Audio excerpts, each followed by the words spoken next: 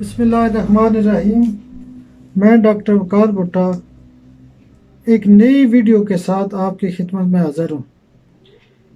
ایک ویڈیو ہم infertility lecture series کے حوالے سے ڈال رہے ہیں، میل انفرٹیلٹی کا ذکر ہو رہا ہے، اور ایک ویڈیو ہم جنرل ہومیوپیتھی کے حوالے سے ڈال رہے ہیں۔ جنرل ہومیوپیتھی کے حوالے سے ایک بہت بڑا مسئلہ جو آج ہم ڈسکس کر رہے ہیں وہ ہے ایچ پائلوری بیکٹیریا۔ اس کی وجوہات یہ ہوتی ہیں کہ ہمارے ہاں پانی صاف نہیں ہے، خوراک کے مسائل ایسے ہوتے ہیں، کھانے کے اندر صاف کھانا نہیں ہوتا، اور اس طرح کے مختلف وجوہات کی وجہ سے بیکٹیریا کے مسائل بہت زیادہ بڑھ رہے ہیں۔ اب اس کی علامات کیا ہوتی ہیں؟ سب سے پہلے مریض آتا ہے، وہ کہتا ہے کہ میرے معدے میں جلن ہوتی ہے، گیس ہوتی ہے، تیزابیت ہوتی ہے، پٹھوں میں درد ہوتا ہے، میرا رنگ خراب ہو رہا ہے، میرے بال گر رہے ہیں، میری نظر کمزور رہی ہے، ٹانگوں میں درد ہوتا ہے، پورے جسم کے مختلف مسائل وہ بتاتا ہے۔ نئی ریسرچ کے مطابق یہاں تک بھی سامنے بات آئی ہے کہ جن لوگوں کو شوگر زیادہ ہو رہی ہے، اور شوگر کی بھی ایک وجہ جو ہے بڑی ایچ پائلوری بیکٹیریا ہو سکتے ہیں۔ چونکہ ہم جب خوراک کھاتے ہیں تو خوراک کا جسم میں جذب ہونے کا فارمولہ یہ ہے N+O=E، جو ہم نیوٹریشن لیتے ہیں، خوراک لیتے ہیں، وہ انرجی بنتی ہے۔ جب آپ خوراک لیتے ہیں تو وہ 100% بلڈ کے اندر شامل ہی نہیں ہوتی، وہ بیکٹیریا اس کو پوری طرح ابزارب نہیں ہونے دیتا، تو بلڈ کے اندر جب خوراک 50%، 60% تک یا 70% یا کم زیادہ بھی ہو سکتی ہے، کم جذب ہوتی ہے، تو اس وجہ سے کیا ہوتا ہے کہ باڈی کے ہر سیل کے اندر انرجی کم پیدا ہوتی ہے، پوری طرح ڈائٹ کے اثرات نہیں ہوتے۔ اس سے کیا ہوتا ہے کہ یہ بہت سارے مسائل ہوتے ہیں، پوری باڈی اس سے متاثر ہوتی ہے۔ اس کی مختلف علامات ہیں، ٹھیک ہے۔ مریض کہتا ہے جی میں ہفتے میں 3 دن بیمار رہتا ہوں، 3 دن ٹھیک رہتا ہوں۔ بہت سارے مسائل کا پوری ایک سٹوری ہوتی ہے، پوری ایک کہانی ہوتی ہے مریض کے اندر جو ہے نا، ایچ پائلوری کا جو پیشنٹ ہوتا ہے۔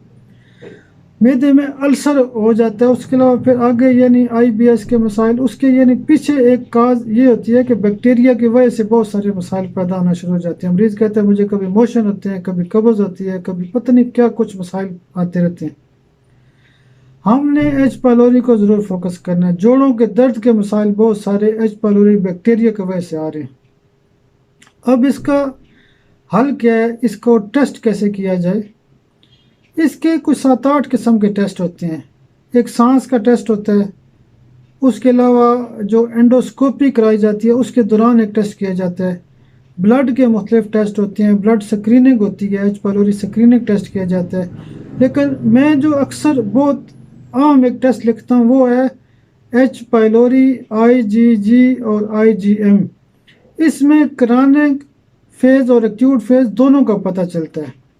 تو اس میں اسٹول کا بھی ایک ٹیسٹ کروایا جاتا ہے۔ تو اس کو ٹیسٹ کرنے کے لیے آپ کو بہت اچھی توجہ کے ساتھ مریض کی علامات اور نوعیت کے مطابق ٹیسٹ لکھنا چاہیے۔